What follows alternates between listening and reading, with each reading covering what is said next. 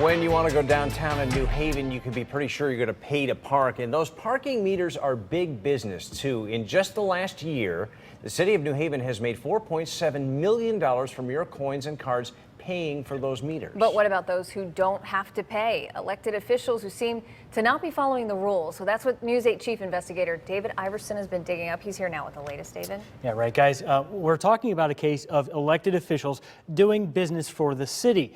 When they're on official city business, they can park on the street for free. That's not always the case, though, and we found one alderwoman who may not have been following those rules.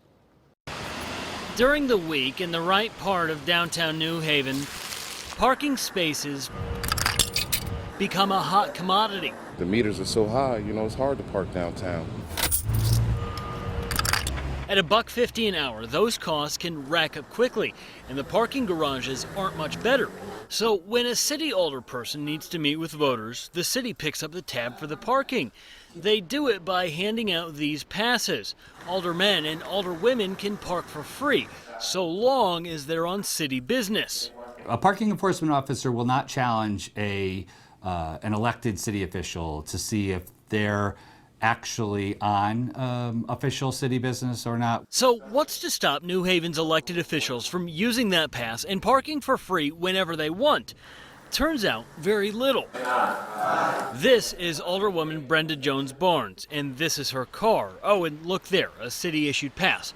Her car is parked outside of University Towers, where she works as a fiscal assistant for Commerce School Development. We found her car parked not once or twice, but on 4 different days outside her office, all day. Never once was there money in these meters. If you tallied that up for you and I, we would spend $12 a day. She's getting it for free. That would be $60 of free parking each week and $240 worth of parking every month. We got to pay. Why shouldn't he pay? That is not fair. We tried to talk to the alderwoman at City Hall. She declined comment. But after that meeting, her car wasn't on the street anymore. We found it in a nearby garage. We reached out to the president of the Board of Aldermen, George Perez. He said he would look into it, issuing the following statement.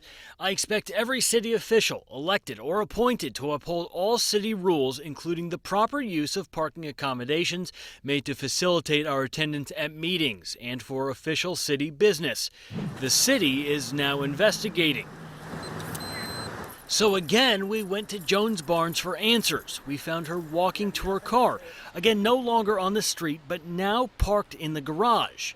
Alderwoman, hi. David Iverson with News 8. Just wanted to talk with you about your parking. We've noticed you're not parking on the street anymore. But our questions were met only with silence.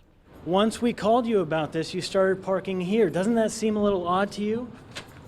The alderwoman left without explaining what we found, and the city continues with a parking system that could be an added perk just for elected officials. We really rely on the self-policing of the person, or in this instance, an alderperson, to use the pass for its intended purpose.